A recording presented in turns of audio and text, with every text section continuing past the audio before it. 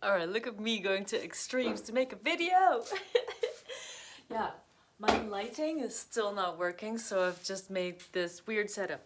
Anyway, so I was looking at my charts, and I'm realizing even though I'm trying to look for things about structure, but that's as I'm looking for that, I mean, I'm going through the marshes looking at all the details of all the things, and I find out a whole lot of other things. So I have just made that video, right? And then I'm thinking about this Pluto in my fourth house of home life.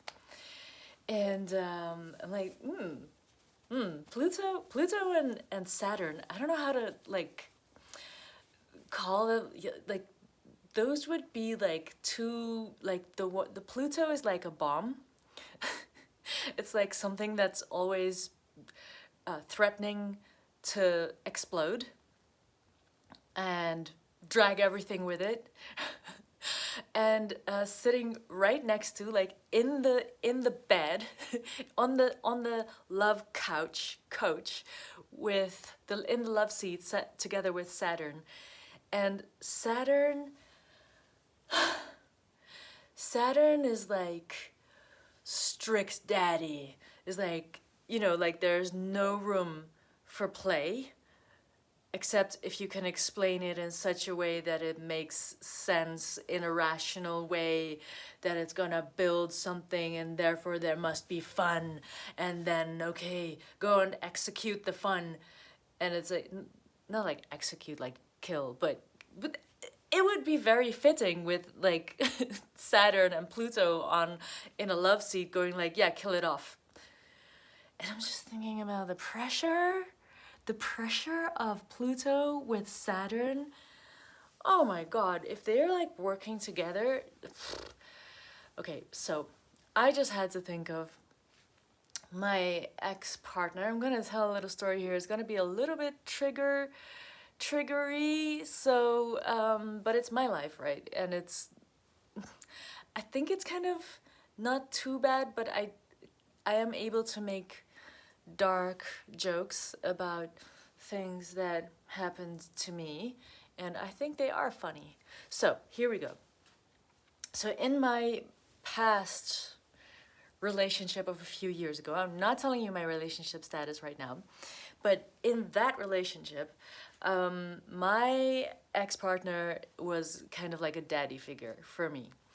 Um, he had this very bombastic way of just being himself. He's a great guy.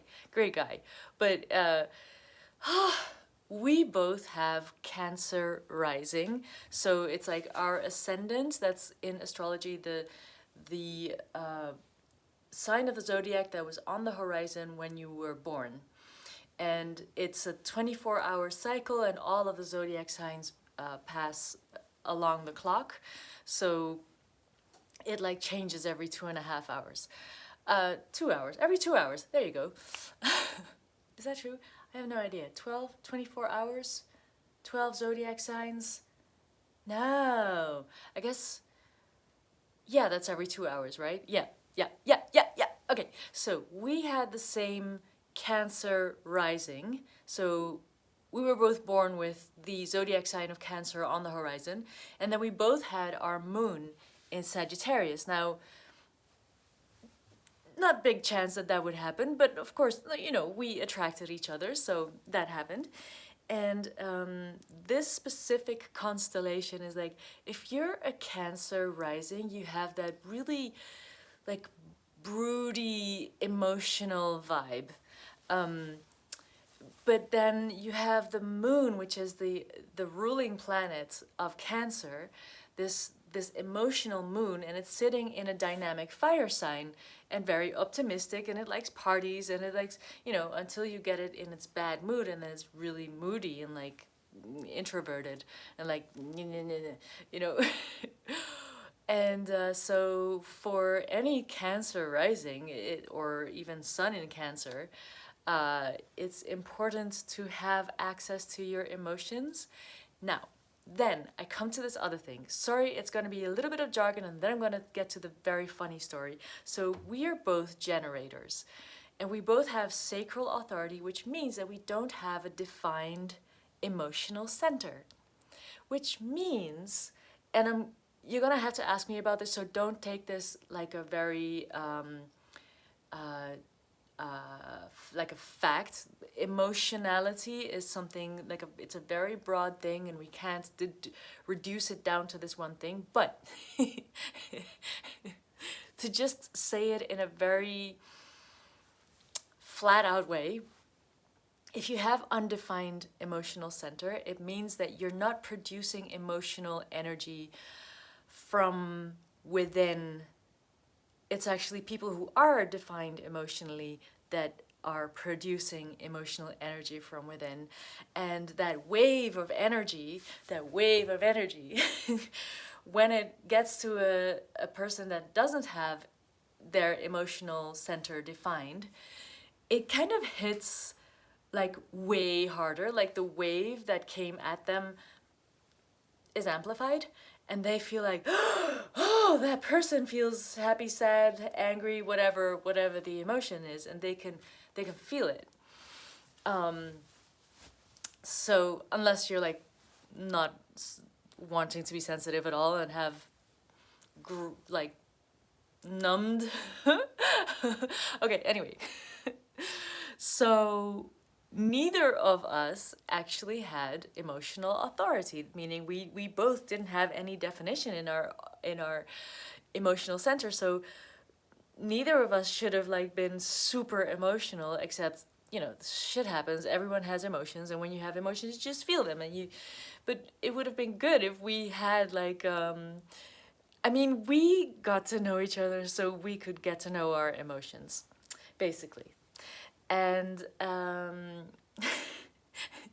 so we had this thing that kept on happening where I would, let's say, come downstairs in the morning into the house, and he'd be there like, good morning, and I would be like having like emotional thunderstorm going on, and I'm like trying to hold it in, as Cancer risings do. They're like, oh no, I'm emotional. Oh no.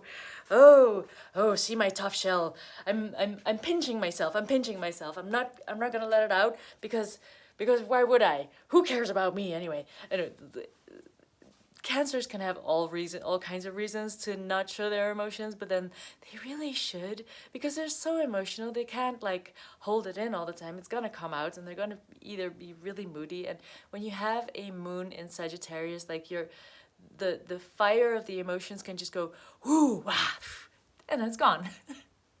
That's how that can go. So I knew that about myself, but I was like, uh-oh, I'm gonna see my partner, and he's gonna not handle this well, and oh gosh, now I'm walking down the stairs with all my emotions.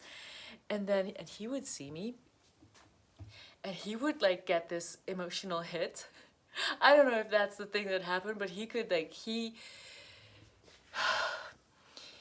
had an abnormal, like heightened sensitivity for feeling my emotions specifically.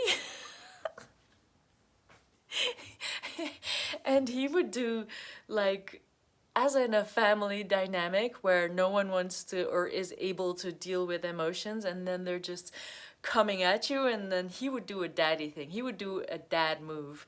He would be like, you know, authoritarian. Like, he didn't say it like this, like, otherwise we would never have been together. But his energy would like, you shut that thing down right now, girl. And I would just go like, so I'm just realizing my home life, Saturn and Pluto in the love seat.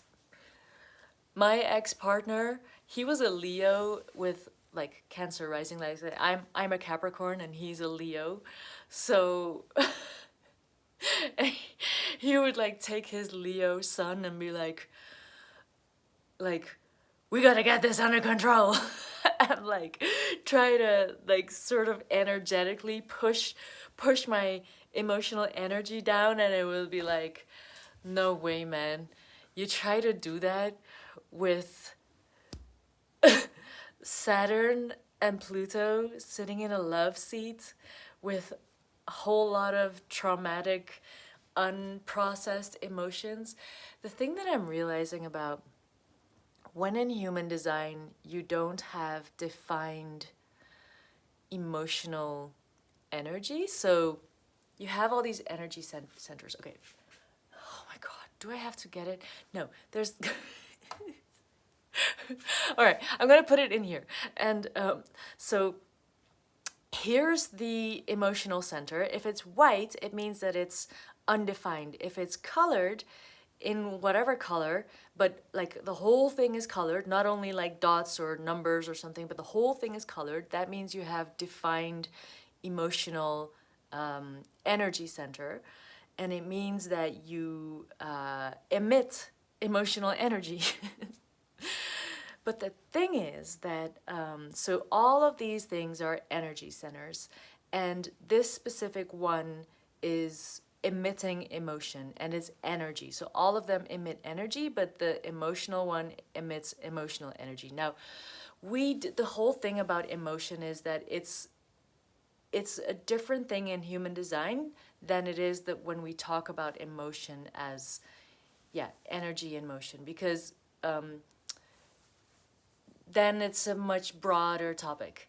But what I have found, and what I've learned from this lovely, wonderful coach that I had, I did her program, and she talked about how when you have an undefined emotional center, so the emotion isn't actually coming from you, then your other people's emotions as you grow up, they really condition you. So people with undefined emotional center get conditioned very easily into like they should be feeling a certain way, or and we do pick up other people's emotions and we feel those, and we're supposed to like just generally be the kind of people that will help other people understand their emotions when they have defined emotional center. But when we have emotions, I have found that it's this opportunity to let go of the conditioned like patterns of emotion. So those emotions that are still in the body when it's like coming from this trigger, that they're actually coming from conditioning, and it's actually other people's emotions, and that they had imprinted that on you. I mean, I don't think there's many people that do that consciously, because we haven't known about human design for very long. So don't worry, they didn't do that on purpose. But yeah, so in this situation with my ex-partner, I don't know if you guys found that funny, but I thought it was really funny. In that situation, like, none of us knew what was going on, but I had so much emotional trauma, and I was like trying to like deal with my emotions. And for 10, 12 years, I had learned like, when you have emotions, you have to feel them. And there I was, like, coming down the stairs with all my emotions, and yeah, my ex-partner going like, God, shut it down, and me going, boom! Because, yeah, I can't shut that stuff down, and how does this go? I make a video about my astrology, looking at structure, looking at Saturn, and then I go to shower, I take off all my makeup, I start realizing, because I'm really processing a lot about this, what the meanings are of having Saturn Pluto so close together in your house of home. It's like where you're the most, it's the most unseen place for the outside world. So yeah, You see me come along like, do, do, do, do. I'm so optimistic and full of energy and like very nice little girl. With this cute pixie energy. And then I'm like, and then you're like in my home, in my relationship. And then it's like, you start having to deal with Saturn and Pluto sitting on the couch in the home. Oh, yeah. And if I've decided that I know what to do and what's happening, oh, Saturn is like, Saturn can be like, you listen to me. And so, yeah. My ex-partner, I am so glad he has humor. So, I realized I have to go get my iPad because I'm gonna show this to you. That. How do you like my green screen? Ooh. I have a green screen. You saw it in the other video, right? Anyway, yeah. Then my makeup is off and then I'm like, I gotta tell you guys all this stuff. Needing to go to bed and there comes the pressure. Okay. So I was showing that, so that's my chart. What the? Okay, that's my charts. You can't see the whole of it because that was what I was filming and I'm gonna edit that. Oh, stop right there. That's the whole chart. Okay. And then this is there's the 4th house, which is the house of home. And then there's Saturn. Oh, I'm sorry. Saturn, Pluto, and there's even happy Jupiter in Scorpio. And happy Jupiter expands everything. And happy Jupiter just says, oh, are we playing pressure? Are we going to the underworld? Because here's my friend Pluto sitting on the couch, but I'm not actually in the same couch. I don't need to be diplomatic or explain anything. I can just drag y'all to my underworld in the Scorpio world because I love emotions. I can go deep.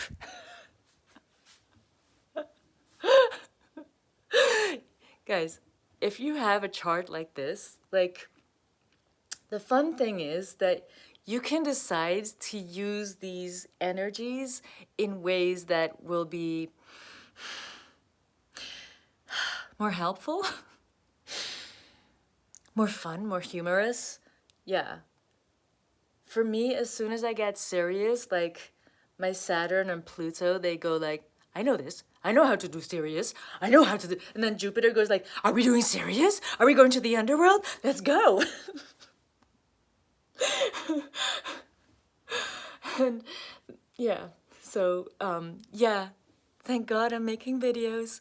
So all the pressure is coming out right at you in hopefully like a fun, informative way. Is it? Tell me. You have to tell me. Okay. Or you know where you're going, underworld. Anyway, I'm kidding. I cannot do that. I cannot force you to watch. That's the fun thing about the YouTube. You get to choose. Okay. Yeah, that's some more from moi. A nice bedtime story, bedtime for me. And yeah, so look at where Pluto is in your charts. You can find your chart by entering all your birth data into a website called astro.com. That's a very good place to do that because you'll get a whole lot of information that is very useful. When you do it in an app or other things, they tend to like, sometimes they'll give you like a vanilla information and then you don't actually know what you're looking at. And so if I were you and you really are interested in this stuff, then go to astro.com, get your chart, fill in, you need to know your birth time. I would say plus minus 15 minutes, 10 minutes to accuracy. And yeah, I mean, you can find out lots. But Pluto actually doesn't matter so much. It doesn't even matter what if you know the exact time of the day, because Pluto will always be, it doesn't move very fast. It takes like 20 years to move through a sign, so you don't have to worry very much about the time for that. But yeah, find out where your Pluto is. That's pressure. And drop her in the comments. Like, yeah, let's talk about this. All right, bye. Have a beautiful day. Bye.